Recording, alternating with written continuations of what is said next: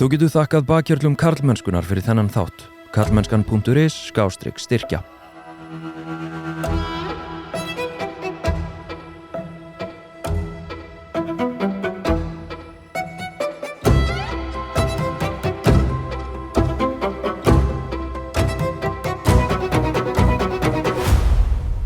Þórunn Sveinbjarnardóttir, velkomin. Takk.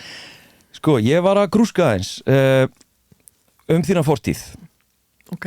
Og og það nú af ýmsu að taka sem að ég einhvern veginn vissi en einhvern veginn var ekki búin að tengja. Í dag ertu forseti Alþingis. Já. Og sem sagt, heitir það ekki að vera þingmaður? Jú, maður verður ekki forseti Alþingis nema fyrst að vera þingmaður, kjörna þing. Já, það gott að byrja á að ausa úr skálum vanviskuminnar hér. En sko, þú byrjar í rauninni í pólitík. Röskva þitt fyrsta gig 1988? Já, svona nokkurt megin. Ég sem sagt þældist inn í háskólapólitík 86-7. Já. Og þá byrjaði ég að starfa með félagi vinstrimanna sem þá hét. Já. Og svo byggum við til Röskvu 88 ásamt öðru félagi sem að með minnir að hafi verið umbúta sinnaðir stúdentar eitthvað slíkt. Og þetta var mikil sammenning, svona miðja vinstri sammenning og við stofnuðum Röskvu sem að hefur nú dafnað bara bærilega síðan þá. Ok, þannig að þú stofnar Röskvu? Já. Já. Ég vissi það ekki. Já, það er nefnilega þannig. Var þá ekkert félag, það var Vaka? Sko, það var Vaka og það var félag vinstrimanna og svo svona miðjufélag umbúta sinnaði stúdentar, þannig að það voru 3 félög og vinstrimenn og vökumenn höfðu náttúrulega verið þarna mjög lengi. Allt frá því held ég að stúdentaráð varð til við háskólan. En þetta var á þeim tíma og kannski byrjunin af því sem að síðan gerðist að það var mikið verið að ræða að sameina krafta á vinstri væng stjórnmálana og stúdentapólitíkin fór svona eins og undan í því með þeim hætti sem að við vorum að gera á þessum tíma. Og síðan, þetta er 88, 94 verður Reykjavíkurlistinn til og 99 verður Samfylkingin til, þannig að þetta er svona ákveðin tilhneiging þarna sem að lauta alltaf því að reyna nú að sameina kraft okkar svona vinstra megin við miðju og á miðjun í íslenskum stjórnmálum meðal annars vegna þess að við horfðum á það eða vissum að meðan að við værum sundruð að þá gengi betur hjá hægrimönnum, aðalega þó Sjálfstæðisflokknum sem hafði náttúrulega stjórnað borginni í næstum því 60 ár óslitið þangað til að Reykjavíkurlistinn kom og líka verið þetta bara algjör, hvað var að segja, í svona yfirburðastöðu í íslenskum stjórnmálum mjög lengi. Og þú Já, það svona þema hjá þér, það að stofna Röskvu og það að taka þátt í að stofna hann Reykjavíkurframboðið. Ég er svona sameiningarkona. Það, þú veist, ég meina, það svona það sem þú gerir svolítið, ef þú lítur tilbaka? Ég held, sko, því ég lít tilbaka þá alveg hægt að segja það, já.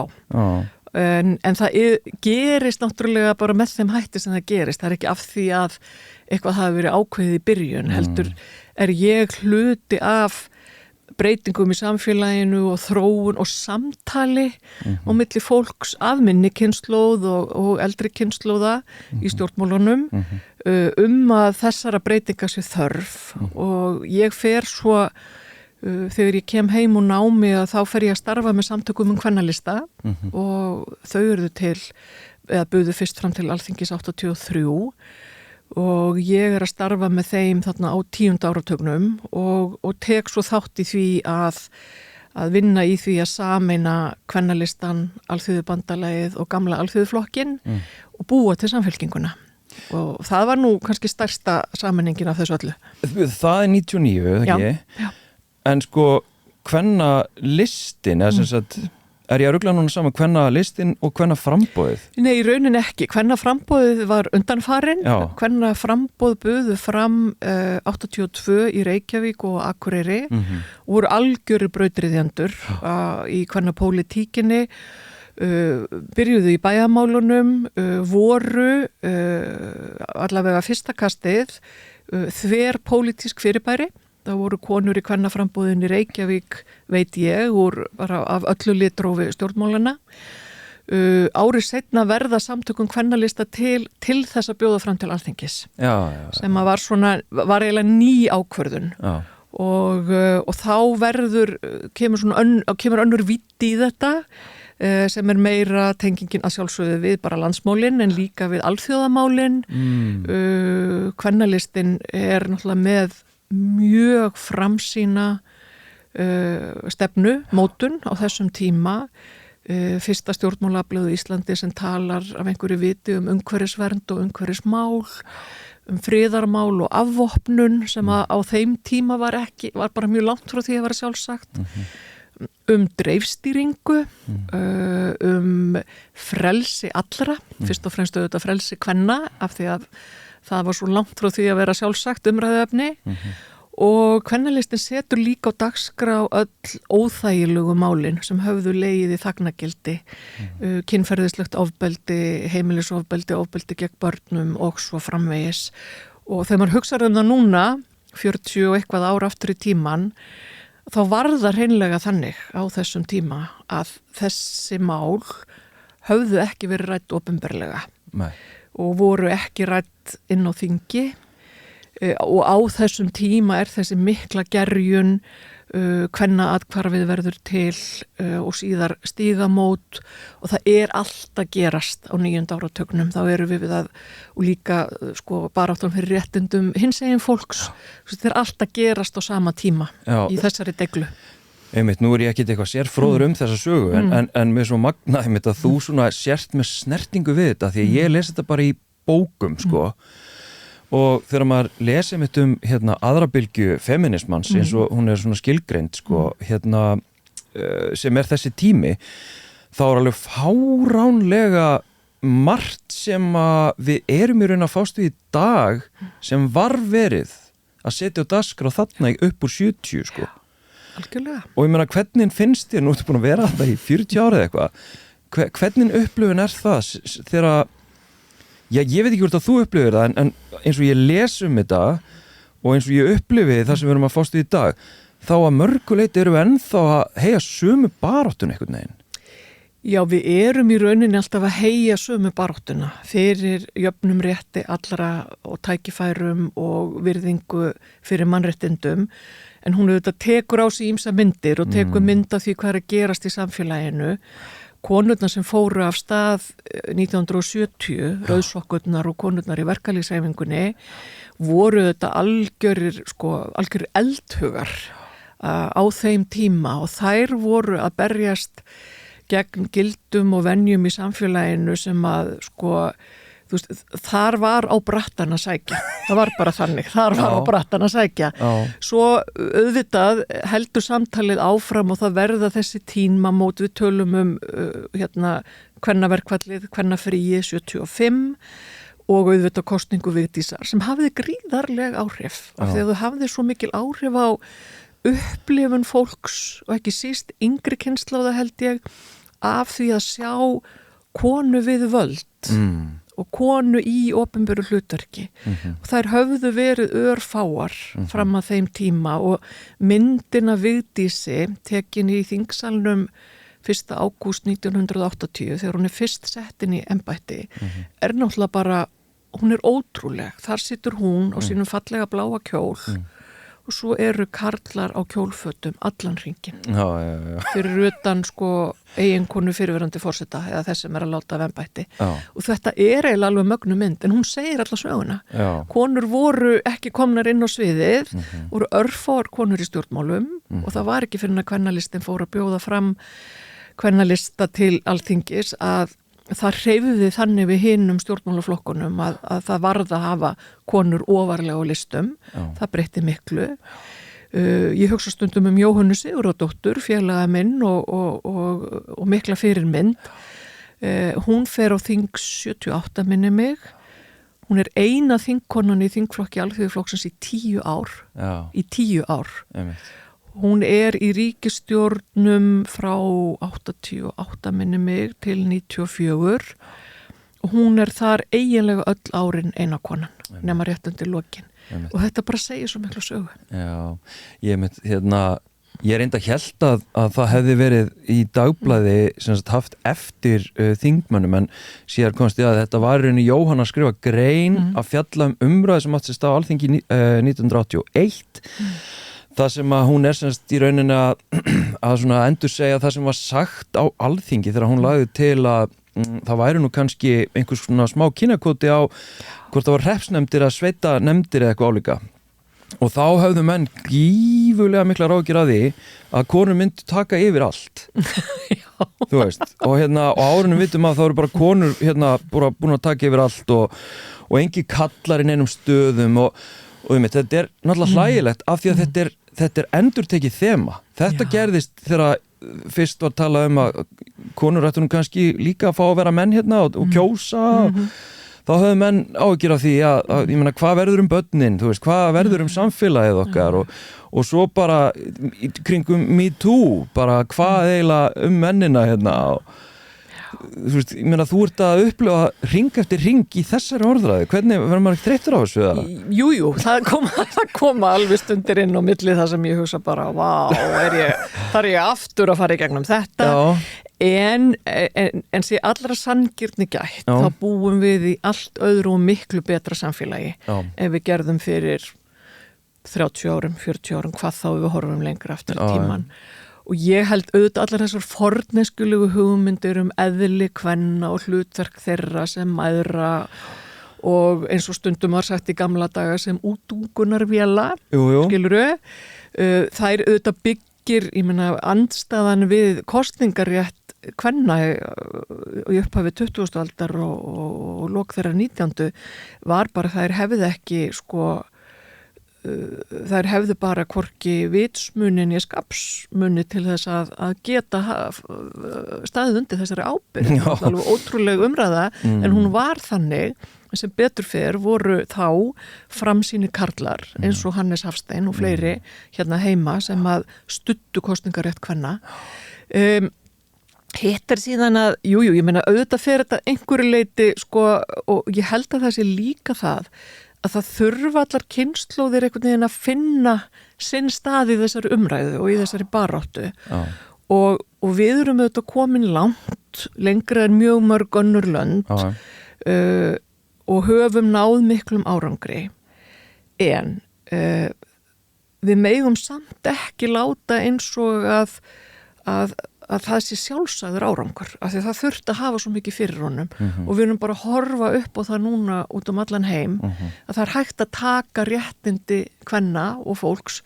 tilbaka eitthvað sem að kannski fyrir 10 árum okkur fannst óhugsandi að gerast núna í löndum sem að kenna sig við lýðræði og réttindi, kvenréttindi og mannréttindi og það það sem að við þurfum alltaf að vera viðbúin því að það geti gerst og ég held að það sé líka og ég ætlast ekki til þess að yngri kynslóðir séu endilega með alla sögu og reynu eða annað slíkt en að þau einhvern veginn verða samt að skilja að það ekkert að þessu gerist að sjálfu sér og við stöndum í þakkaskuld við það fólk sem á undan okkur fór allar konurnar sem stóðu í þessari baráttu úr öllum flokkum og ekki bara stjórnmálakonur heldur líka konur í kvenfélögum og konur bara sem hafa haldið þessu samfélagi gangandi alla tíð að við megum ekki umgangast þessi réttindi eins og sjálfsagt mál af því að þá förum við að gleyma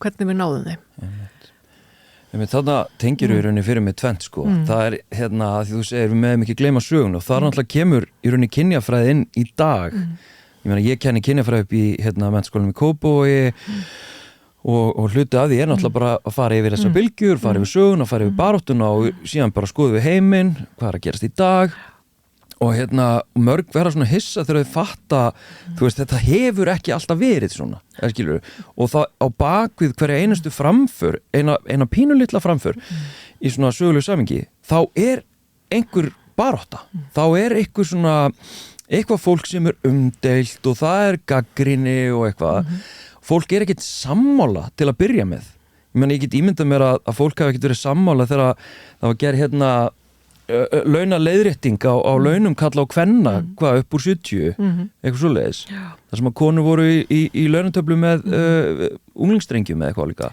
Já, það var náttúrulega, ég meina það voru verkalegsfélög kvenna og það var bara þannig að konur fengu bara kerfislegt lægra kaup en karlar og svo baráttan stendur enn, baráttan fyrir því að virða svoköllu kvennastörf til jafns við svoköllu karlastörf og að því að á endanum auðvitað stendur frelsi einstaklingsins á því að vera fjárhagslega sjálfstæð eða sjálfstæður. Já. Og það tómt mál að tala kvenfrelsi eða frelsi fólks ef þú hefur ekki efnahagslegt sjálfstæði. Og ég held að mér finnst það stundum gleymast í þessar umræðu, hvaða skiptir miklu máli.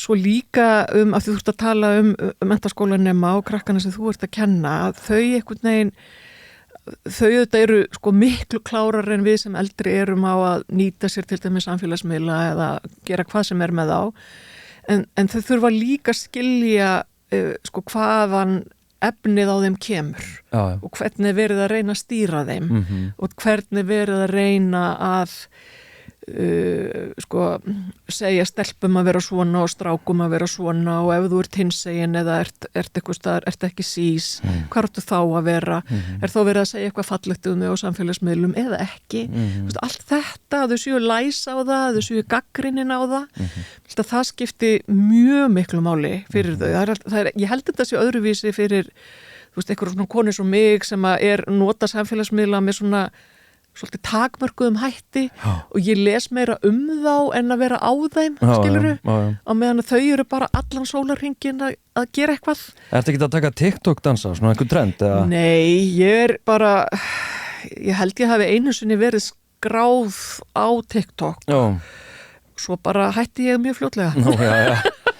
Það er pínu vandræðilegt þegar svona fólk sko meiri svo aldur við mig, þú nú aðeins eldri en ég, en sem að ég einhvern veginn að taka þátt í svona trendum til þess að því að pólitíkus gerir þetta mikið reyna að vera svona hipp og cool sko. Þetta er smá vandræðilegt en ég ætla að brúa hérna úr þessari launa umræðu sko, að því að þú segir, sem að mér finnst mjög áhugavert, ég veit ekki hvort ég var búin að segja þetta við eða hvort þú munir þetta, árið 1995 og þú segir í viðtali eitthvað á þá leið að segir verkalýðshreyfinguna sanna getuleysi sitt og Alþingi geti sett lög. Já, þú ert semst að í raun að gagnrýna verkalýðshreyfinguna því að það er 50% kynbundinn launamunur og þarna er þetta að segja hvernig verkalýðshreyfingin í raun sanni getuleysi sitt og Alþingi geti sett lög og með minnir, þú ert vandalega þarna eitthvað tengt hvernig frambáðinu eða eitthvað listanum. Já, ég meiri að þetta rifjast upp fyrir mér þegar þú segir þetta því að ég veit að það sárnaði ýmsum þessu ummæli mín en það var eins og það þannig og það hefur líka breyst að auðvitað var verkalýðshreyfingin sem slík, hún var mjög karllæg á þessum tíma. Jú, það voru forystukonur og þær stóðu sig vel en það var ekki sko það var ekki svona ég held ég verði að sletta svona urgency til þess að berjast fyrir launum kvenna með þeim hætti sem hefur verið á síðari tímum og mér fannst sko þetta eru viðbröð mín við einhverju sem þá var að gerast og ég held að hafi svona, ég meina það var svo rosalega launamunur á milli kynjanna eins og þú ert að vísi í og það var bara ekkert að hreyfast og það hreyfðist ekki fyrr en að verkalýðshreyfingin náði samstöðum að þessu yrði að breyta og að það komu stjórnvöld eða stjórnvöld voru til í að spila með í því en ég meina það hefur hreyfst hægt, það hefur hreyfst í rétta átt og það er í raunin ekki fyrr en að borgin, Reykjavíkurborg, undir stjórn Reykjavíkurlistans innleiðir starfsmat starfa að erlendri fyrirmynd sem að þar og hefur þá bara svona, hefur forgöngu leiðréttingu launa og mat og störfum og það er ein af þessum hljóðlátu byltingum sem verða og síðan þrýstir það á breytingar annar staðar á vinnumarkaði. Okay. En ég meina við erum ennþá með launamun, kynbundinn og fyrir utan meira segja þá í rauninni þennan kynja vinnumarkað og hvernig við metum virði starfa eins og að nefna á þann. Ég meina nú ertu á Alþingi, forseti þingsins, Hvað ertu ekki bara búin að redda þessu? Já, ef það væri svo einfalt þá myndi ég gera það. Ég held að þetta eins og öll svona kerfisleg vandamál þá verða þau ekki leyst nema með samstarfi og það gerum við með samstarfi verkalýðshreyfingar, atvinnurekenda og stjórnvalda. Þú veist, það er þessi þríliða sem að er samtali sem leggur grunn að heilbrigðum vinnumarkaði og skiptir mjög miklu máli fyrir samfélag eins og okkar sem kennir sig við bæði lýðræði og velferð og jafnrétti. Okkur hefur orðið ágengt. Mér finnst núna stærsta málið vera mat og virði þeirra starfa sem konur gegna miklu meirihluta. Og vandinn okkar er fyrst og fremst sá að vinnumarkaðurinn er svo kynskiptur. Þú ert með konurnar í heilbrigðis- og menntastörfunum að stærstum hluta og svo ertu með kallana hinum megin.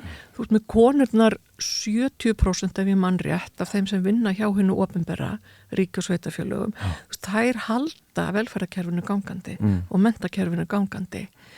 Og það er þetta misvægi á milli þeirra starfa sem að konur sækjast eftir að fara í og karlar eru meira í. Bæði hefur okkur mistekist að einhverju leiti að koma körlum yfir í svoköllu kvennastörf. Það er miklu meir það að konur séu í öllum störfum. Þær eru hafa bara gert það sjálfar.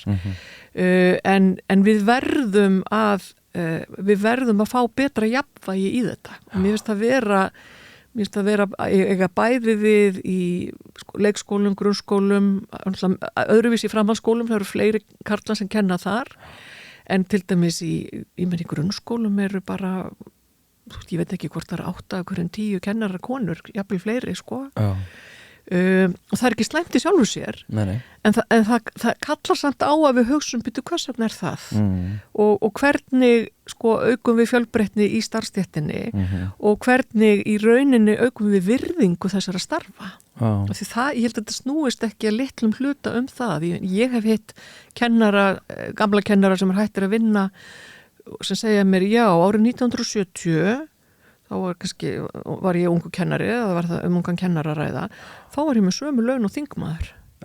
Skilurðu? Og það snýst virði starfa, það er bara með svona konkrétt dæmi það.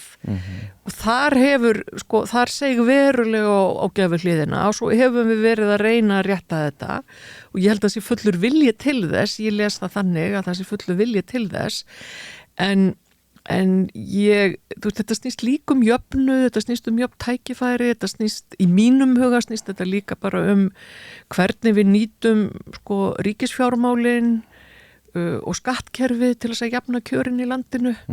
En það eru þetta oft mjög polariserað eða svona erfið umræða af því að það er ekki kannski vinsælt umræðuefni, en það skiptir líka máli og það skiptir líka máli þessu að því að flestir einstæði foreldrar eru konur, auðvitað ekki allir en flestir. Þetta snýst líka stuðning eins og opinbera við börn og barnafjölskyldur, börn einstæðra foreldra og þetta sé þannig að að það sé í rauninni þannig að öll börn til dæmis hafi sömu tækifæri fjárhagslega. Í rauninni má segja að skólakerfi sé kannski svona okkar lykill þar til þess að reyna að skapa það. En ég meina í hátíðinni í dag þá var þín ríkisstjórn að tilkynna bráða aðgerðir vegna verðbólgu og bara þess ástand sem við búum við, sem að því að ég var sjálfstæð starfandi svo lengi þannig fann kennari að ég var löngu búin að finna fyrir því hvað í rauninni allt var orðið erfitt og fyrirtækin farin að draga saman og einhvern veginn, þetta var orðið rosa eins og ég upplifði bara kreppa. Það tala samt enginn kreppu. Nei. Það er vist eitthvað svona bannorð má ekki tala kreppu.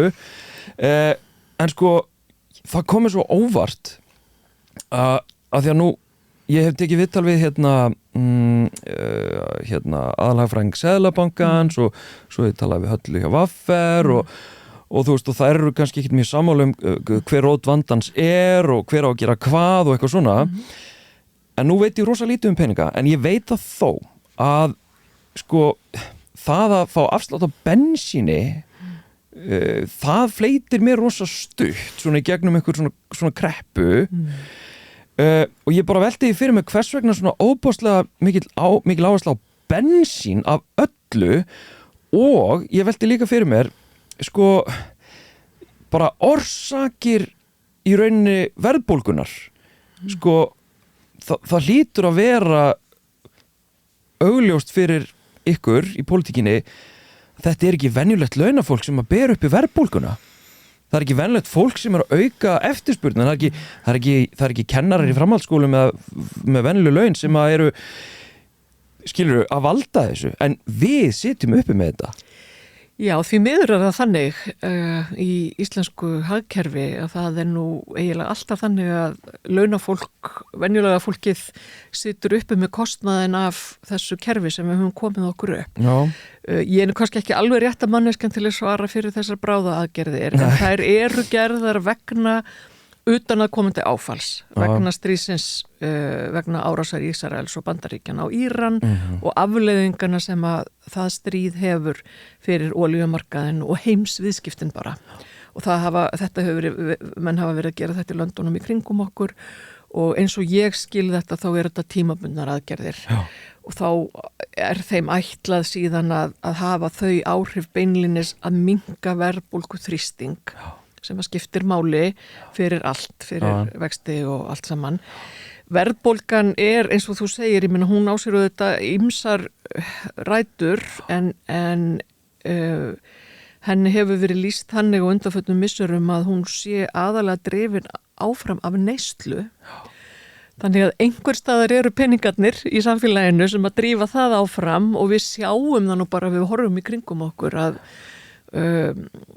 þorri fólks hér á landi hefur það ágætt en alls ekkit allir og auðnum misskipt og það ekki allir það ekki allir sem að geta lifað af laununum sínum eða hvað þó ef þú hefur mist starfsgetu og þarft að þiggja bætur eða ert á örorkulífeyri. Þannig að það þetta jafnvægi og ég held líka og ég held að ég velti því fyrir mér svona almennt það virðist vera hér á landi og það gömul saga og ný svona lítil það svona lítið aðhald gagnvart hækkunum sem það bara á verðlagi almennt eða gjaldskrá eða öðru slíku og nú ég alveg að koma mér hér út á mjög hálan ís haltu áfram en það og það líka kannski við, og ég ætla ekki að fara að varpa skella skuldin og neytendur en það samt þannig, maður finnur það bara ef maður hefur búið í útlöndum hvað fólk miklu meðvitaður verðlag og hækkanir eða lækkanir og annað slíkt. Við kannski af því við ölumst upp ég ólst upp á tímum óðaverðbólgu skilurðu, það setur alveg mark á mann og það tekur alveg tíma að aflæra þá hegðun og þegar kemur stöðuleiki í efnahagslífi að fólk treysti því að þetta snýst svo mikið væntingarnar. Væntingarnar stýra eiginlega fleiru en raunveruleikin stundum að því ef að þú heldur að það sé að koma meiri verðbólga þá kannski meiri líkur á að hún komi og ég veit þetta hljómar allt voða vúdúlega en þetta segja hagfræðingar mér. Já, nei, ég meina, og svo þegar ég lærði það að í rauninni það einn hópur sem bara hefur það fínt, eða hefur það bara mjög gott þegar það verðbólga og það fólk sem á fullt af peningum. Ég ávakstað á, já, að sjálfsögðu. Að það bara græði meira og svo sagði nú eitthvað TikTok daginn það sem að var svona verið að benda á að fólki í helstu valdastöðum í dag einhvern veginn alveg óboðslega að því að það oft talað að vald hafi tilhneigingu til þess að þjappa sér saman Þú veist, og það var eiginlega bara smá óhugnalegt, ég nú ekki mikill samsæriskenninga en það var pínu óhugnalegt, þú veist, það, af því að þau sem fara með svona stjórn á, ef að segja hagstjórninni, að þetta allt saman einhvers konar svona peningaelíta og þá bara Ertu þá að meina að þetta sé allt fólk á mjög háum launum? Ekki bara það, heldur líka bara sem að kemur úr bankakerfinu, þú veist, það var að nefna Höllu og Kristrúnu og náttúrulega Seðlabankan og starfsfólki þar og hver í þessari peningastefnun hver að í raun ákveða stýrivaxtalækkun og ekki, ég meina hvers konar fólk það og þú veist, hverra hagsmuna hefur það að gæta og svo framvegis og þá maður bara í alveg einhver von til þess að bara venlegt fólk sé að fara að fá að lifa við einhvers konar fjárhagslegt öryggi þar sem að verðlag ekki bara sveiflandi upp og niður. Já, ég held það og ég ætla nú að trúa því að flest allir sem að eru settir til verka eða fólk sem ráðið til starfa á faglegum forsendum, hvort sem það í bankakerfinu eða annar staðar, sé að vinna heilindum að því.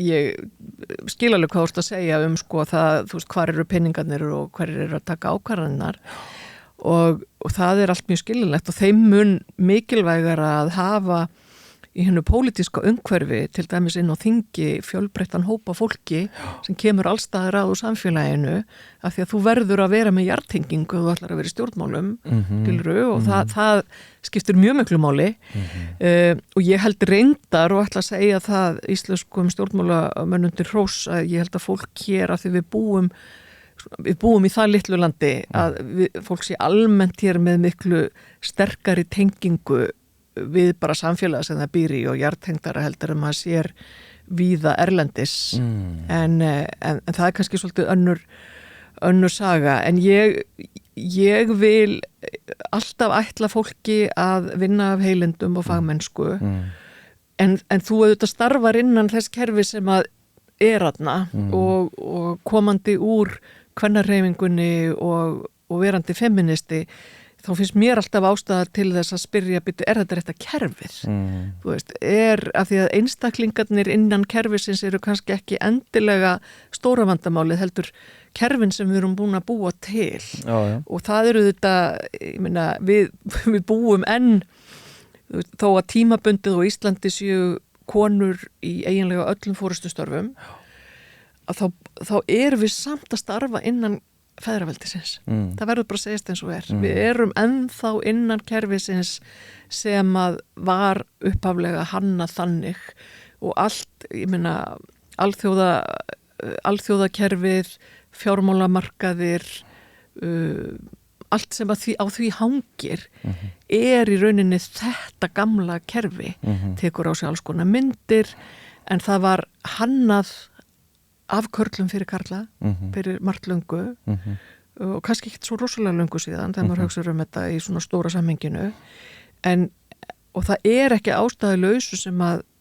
feministar þegar að feministar fara í stjórnmál að þá gengum maður inn í kerfi sem maður hugsar byttu á ég heima í hérna og veist af hverju þetta svona og af hverju fyrir þetta þessa leið og af hverju samtalið svona og ég held að við þurfum að vera öll miklu gaggrýtni á það og vera meðvitaðri að við förum inn í kerfi sem ekki fullkomið og við getum þurft að breyta því og það kannski stóra málið sko, erum við sumum líður bara mjög vel í þessu kerfi skilurðu, það líka þannig og það ekkit endilega þú veist, það ekkit endilega þannig að fólk sé almennt þeirra skoðunar þú veist, að við eigum að til dæmis að beita skattkerfi til þess að jafna kjörin eða nota það til þess að færa auðinn til í samfélaginu. Mín reynsla og stjórnmáli segir mér að fyrir því sé mjög mikil fyrirstaða. Mjög mikil fyrirstaða. En maður verður að skilja hvað hún kemur og hversu hún þarna.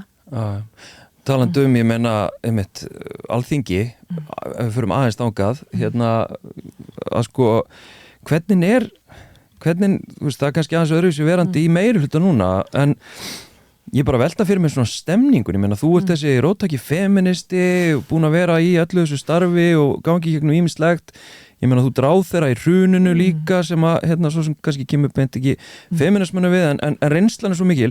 Svo ertu núna á Alþingi og ég sannarlega að heimsækja vissa orðræðu og svona hægri áttinni sem að bókstaflega grefur undan, ég ætla nú bara að segja, grefur undan lýðræðislegum stofnunum, sem grefur undan kynjafræðibeint, grefur undan hinsegin fólki, elur að rasisma. Svo setur þú þarna sem forseti Alþingis og þarfst bara að hlusta á þetta. Þú veist, hvernig upplifun það eiginlega? Já, hún getur verið alls konar. Ég ætla alveg að viðurkenna það. En ég held að ég þarf auðvitað að vera meðvituð hlutverk mitt á forsetastóli og ég beiti mér sem forseti í rauninni með öðrum hætti en ég geri sem þingmaður eða ráðherra. Það sem þú ert að lýsa í rauninni bakslægið. Bakslægið sem hér eins og annar staðar og einmitt þessi svona, þú veist, verið að reyna að ýta tilbaka umbótum, jafnvel reyna að taka mannréttinda fólki og svo framvegis. Ég held að það, og ég sammálaði að þessi orðræða að lýðræði skipulaginu stafar hætta af henni. Af því við þurfum alveg sama hvar við erum stödd á hennum pólitíska ási eða skilgreinum okkur í stjórnmálum, þá verðum við í mínum huga að vera sammála að standa vörðum hið lýðræðislega skipulag. Og hvað þýðir það? Það þýðir virðing fyrir mannréttindum, það þýðir óháður réttarkerfi, það þýðir þrískiptingu valdsins, það þýðir vönduð löggjafavinna og svo framvegis og ekki síst þýðir það sterkir sjálfstæðir fjölmiðlar sem eru þetta eitt af því sem á undir högg að sækja á Íslandi. Þannig að þetta þarf alltaf að vera til staðar. Þannig að við getum skilgreint okkur og getum staðið vörðum það skipulag sem höfum komið okkur upp, betrum bætt það og líka skilið þýðingu þess fyrir okkur öll. Og ég held að bakslagið og svona sérstaklega það sem kemur frá sem að við getum nefnt bara fjarhægrið, að það sé þessu lýðræðisskipulagi mjög hættulegt. Ég algjörlega sammálaður það. En ég treysti kjósendum til þess og fólki bara almennt, hvort sem það á Íslandi eða í nágrannlöndum okkar, til þess að skilja hvað í gangi og bregðast við því. En það náttúrulega erfitt þegar í rauninni það verið að höfða til þessara frum tilfinninga, ótta og reiði og það þessi markvissa kerfisbundna tortryggni, það alltaf verið að sá þessum tortrygnisfræjum til dæmis opinbera stofnanir og þú veist, og ég líka bara forfittir, þú veist, hvernig ég meina því að nú það ekki bara alltaf þingfundur, þú veist, þið eru líka bara upp í þingi og þurfið að tala saman og þú veist, og þú ert með þarna menn sem að hafa látið út úr sér viðbjóð, bara sem að bara allt hugsandi fólk fyrirlítur og þú neyðist til þess að vinna með þeim. Það bara stemning eða? Já, sko, það þannig að hver beru þetta ábyrðu sínum orðum og verður dæmdur af þeim. Alþingi vinnustaður, eins og allir aðri vinnustaður, reyndar svolítið sérstakur vinnustaður, og það sem fer fram í þingsalnum, þó að það sé oft mikilvægt og þar þurfi að fara, þar sé svona málstofa og teknar með mikilvægar umræður, þá ekki síður mikilvægt það sem fer fram annar staðar. Í þingnefndunum og líka bara í öðrum samskiptum á milli þingmanna og innan þingsins. Og það gott að geta sagt frá því að þau eru ágætt. Samskipti á milli fólks eru ágætt. Af því að við þurfum að virða hvert annað sem kjörna fulltrúa með sömu réttind og sömu skyldur og sömu ábyrgð, hvort sem þú ert í meiri eða minni hluta. Og ég hef nú oft sagt að ég hef langa reynslu af því að vera í stjórnaraðstöðu sem þingmaður og ég skil mjög vel stöðu minni hlutans. En það ábyrgð að hluta verið minni hluta, það líka ábyrgð að hluta verið meiri hluta. En á þessum mannlegu nótum, sjálfsögðu maður í samskiptum við alla. Það bara þannig. Og það auðvitað undir hverjum og einum komið, hversu mikil þau samskipti eru, en það skiptir mjög miklu máli á okkar vinnustað, eins og ég held allstaðar annar staðar, að fólk sýni hvert öðru virðingu og vinsemd, að hlusti, geti tala saman og að það sé svona sá andi sem að við störfum eftir. Og það þín upplifun að það gangi vel? Ég held að það gangi oftar vel en ekki og auðvitað koma alltaf upp stór deilumál, inn á milli koma upp stór deilumál og þá getur ýmislegt gengið á. En ég man þegar ég var að koma fyrst inn á þing, þá var upplifði það mjög sterkt, hvað í rauninni það var mikið traust á milli þingmanna úr ólíkum flokkum. Og það verður að vera þannig, af því að við vitum öll að hlutverki sem við förum í það koma kosningar, einhver fyrir minni hluta og annar fyrir meiri hluta, það koma aðra kosningar, það breytist. Við verðum öll að gera ráð fyrir því að hlutverkið breytist og það því fylgir bara mjög mikil ábyrgð að stjórnmálafólk sko sinni þessu af sko virðingu virðingu fyrir hverju öðru en líka bara af virðingu fyrir hlutverki sínu og starfinu sem við höfum verið kosin til að gegna. Já, einmitt. Hérna, þú byrjaði svolítið að lýsa í rauninni hvernig þú byrjar í pólitíkinu og hvernig þú tekur þátt í samvinnu og sameiningu og svona einhverju, svona sirkálókum. Ætla að henda hérna smá að fá svona álitið eða endurgjöf á í rauninni akkurat þið þver öfa sem hefur gerst með samfylkinguna og það tengist í rauninni útlendingamálunum af því að það hefur náttúrulega sundrað heldur betur samfylkinguna það sem að, já, allavega ég man eftir nokkurum konum sem að bara fóru, bara kanónur í jafnréttis og mannréttinda baráttu sem að bara svo skilja við samfylkinguna. Svo heyrir maður líka frá fólki sem að almennt mjög vel að sér í þessum málum sem að tala um að orðræða frá stjórnvöldum bara almennt sé hafi í rauninni færst til hægri í átt að rasisma og þá hefur oft verið gagnrýnt náttúrulega að fangelsa börn og gera fólk sem að flýja hörmulegar manngerðar aðstæður að glæpa væða þau. Þannig að, ég meina, hvernig slær þetta gamla feministan? Já, nú kemur nú að mjög mikilvægu máli sem sem mjög, sko, líka viðkvæmt. Og þú nefndir kanónur sem hafa yfirgefið samfylkinguna, góðar vinkonur mínar sem ég sé mjög mikið eftir. Og ég held að ég ekki sammálaður að þetta hafi splundrað, ég held hins vegar að umræðan svona í heild sinni hafi færst til hægri ef við notum þann ás. Ég held að þessi upplifun fólks á sko þessari miklu fjölgun útlendinga á Íslandi á síðustu 10 árum sem núna 50 hver maður að hún sko upplifunina því, hún svona smitast yfir á allt og fólk ruglar öllu saman. Eitt þetta fólk að biðja alþjóðlega vernd sem einn tiltölulega lítill hópur.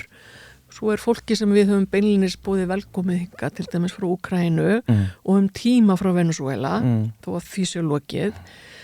Svo útlendingar sem koma til Íslands til að vinna og ég meina hvar værum við? Hvar væru heilu atvinnugreinarnar á Íslandi ef að hér væru ekki innflytjendur í mjög mörgum mikilvægum störfum.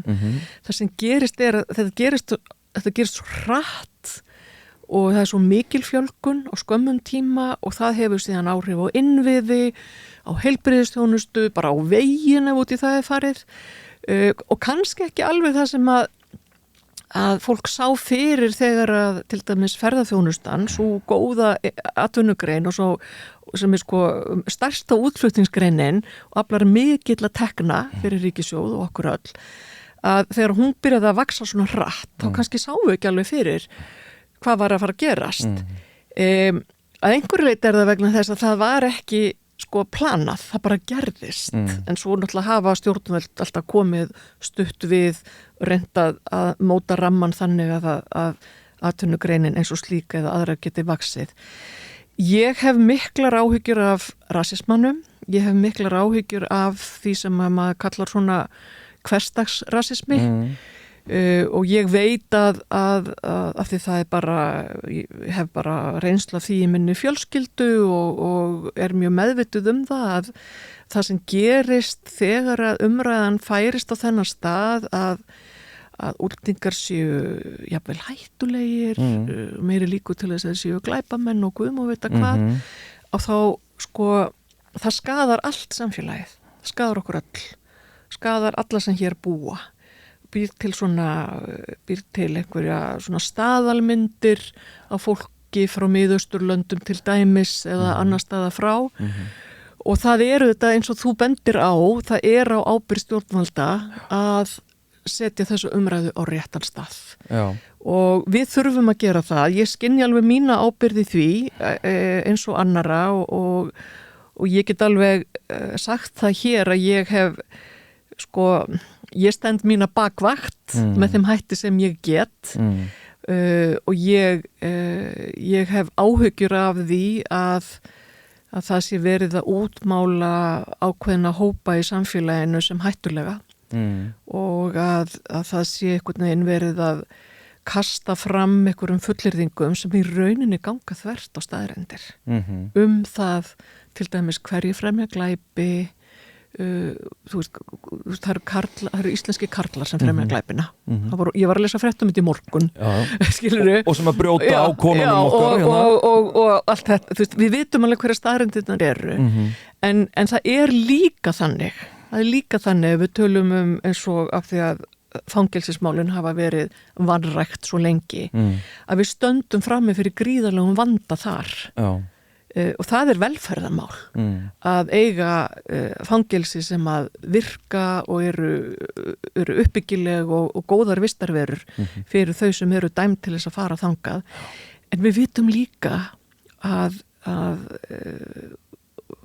sko við höfum verið að stjórnvöld hafa þurft að setja sko geima fólki í gæsluvarðhaldi sem á ekkert heima þar, skilurðu. Þannig það eru alls konar svona hlutir sem að mér finnst svona grugga, að þetta er svona gruggug umræða og ég ger ekki lítið úr því að ábyrgð stjórnvalda er mikil og okkar allra á að tala hlutina á réttan stað og við megum ekki láta það gerast að fólk eins og maður hefur heyrt sögur af því að útlendingar sem hafa búið á Íslandi 10-20 ár finnst þeim óþægilegt að vera hérna. Það er hræðilegt. Það er hræðileg staðreynd og það er vandi okkar allra. Já og það er eins og ég hef heyrt og ég menna það kannski ennþá nær heimatökin hjá þér, ég menna hérna hvað varðar þessa upplifun en það er talið meðal annars vera hluti af þessari eins og sem hafa bent á óheftu rasísku orðræðu sem að er ekki bara að grafa undan einhverjum glæpamönnum frá útlöndum, heldur grefur undan bara Íslendingum sem að hafa einhvern bakgrunn erlendis frá og með þetta samingi ekki vera neitt mjög skýrt en mér langar bara að spyrja því að það hefur verið svo mikil og ég er engin sérfræðingur í útlendingamálum eða hérna, öllum þessum hugtökum á alþjóðlegri vernd og flóttafólk og allt þetta en þessi gagnrýni á útlendingafrumvarpið sérstaklega það sem að var verið að tala um að hneppa fólki í rauninni gæsluvarðhald ég meina var það eitthvað sem að þér þóknaðist bara þetta frumvarp, fannst þér það vera að leysa innviðavandan sem að í rauninni er vandamáli sem við erum að glíma við? Sko, þú ert væntanlega að vísa núna í þess frumvarpið svokallaða brottfararmiðstöð. Já, sennilega. Það er það sem er núna í umfjöllun og er í meðförum þingsins. Okay. Það er inni í allsherjar- og menntamálanefnd, það er til úrvinnslu. Ég hef ekki heyrt annað en að í þeirri úrvinnslu sé verið að vinna máli þannig að við ætlum ekki að setja börn á ólokaða staði og fyrir mér er það afar mikilvægt því það eru auðvitað í samræmi við þær ábendingur og umsagnir sem við höfum fengið hvort sem það er frá umboðsmanni barna eða barnaheillum eða öðrum sem að frjálsum félagsamtökum og öðrum sem að eru sérfræðingar í þessum málum og vita best Ég held að við stöndum frammi fyrir því að það er mjög margt sem þarf að gera í einu. Ég veit að orðið innviða skuld er nú líklega eitthvað það þreyttasta núna í íslenski stjórnmálaumræðu en hún er hins vegar staðreynd og hún birtist á mjög mörgum stöðum. Hún birtist í heilbrigðiskerfinu, hún birtist í fangelsunum og í velferðarkerfinu og réttarvörslukerfinu og þetta er bara eitthvað sem við erum að vinna í eða ríkisstjórnin er að vinna í og við viljum gera svo miklu betur. Ég ætla að segja ekki að gera lítið úr því sem þú ert að lýsa þessari hvert umræðan hefur færst og ég held hún hafi líka færst vegna þess að við erum svo merkilegt stundum heyrir maður og fólk er að vitna í einhverja hluti sem það hefur séð á netinu í fréttum einhver staðar og þeir bara eiga ekki við á Íslandi. Þetta er bara eitthvað sem gerist í útlöndum en er tekið svona beint inn eins og það sé hér eða einhver hætta sem steðjar að einhverjum einhver staðar annar staðar að hún eigi við á Íslandi og svona, þú veist, það ruglar líka bæði skynjun fólks og bara, og þá fer maður að, þá þarf fólk að fara að þræta staðreyndir og lendir í alls konar pexi, en auðvitað ég er algjörlega þar að það eru auðvitað á ábyrgð stjórnvalda og það á við ríkisstjórn, það á við fólk sem er í bæjarstjórnum og sveitastjórnum og okkur sem höfum verið kjörin hér til valda í landinu og berum ábyrgð sem slík að færa þessa umræðu á réttan stað. Ok, nú kemur lokaspurning og það því ég mann þegar ég fór var eitthvað svona aðeins að pröfa pólitík sem ég fann síðan annan farvega því að það var eiginlega bara eitt sem ég brann sérstaklega mikið fyrir og það var bara það sem ég var bara heltekinn af og nú ertu búin að vera svo lengi að ég ímynda mér að þú hafir upphaflega einhvers staðar byrjað með eitt þráð, svona eitthvað eitt brennandi passion núna hvað eru 2-3 ár eftir að þessu tímabili eða hvað eitthvað og ég ekkert að segja að fara að hætta, ég veit ekkert það en áður en að þú svona líkur þínum pólitísku störfum, hvort sem það eftir þetta tímabil eða síðar eitthvað svona eitt sem að þú ætlar þér að koma í gegn, það eitthvað þú ætlar að beita þér fyrir þessu, þetta verður að gerast Þegar þú segir það, þá er svarið nei og það vegna þess að reynslan hefur kennt mér að ég geri ekkert ég geri það í samstarfi við félaga minna og því fleiri sem fást með í að mynda samstöðu mikilvæg mál því betra og ég held að við ættum kannski að gera minna af því að láta eins og allt standi og falli með okkur sjálfum í stjórnmálunum af því að stjórnmál eru samvinnuverkefni bæði innan flokka og milli flokka og milli fólks og þar með samvinnu hefur mestur árangur náðst. Við erum brautryðjendur til dæmis á sviði réttinda hinsegin fólks vegna þess að það náðist alltaf þverpólitísk samstaða þær breytingar sem voru gerðar. Og ég er ekki viss að fólk átti sig á því hvað það var mikilvægt af því að með því áttu allir hlutdeild í breytingunni og þú bjóst ekki til einhverja kima hvorki pólitíkinni annar staðar sem voru að vinna gegn þeim og það sama við önnur mannréttindi, kvenfrelsi og annað slíkt. Við verðum að fá fólk í lið með okkur en það verður samt alltaf þannig að það verður kannski lítill hópur sem að svona fer fremstur riður brautina og tekur erfiðustu slagina en við hinn njótum þess þegar við komum á eftir Þórunn Sveinbjarnardóttir, takk hjá fyrir spjall. Takk fyrir mig. Ef þér líkaði þessi þáttur, þá getur þú gerst bakhjarl karlmennskunar og stuðlað þannig að fleiri þáttum. Þá tek ég einnig alltaf við ábendingum viðmælendur og efnistök í gegnum Instagram eða Facebook síðu karlmennskunar.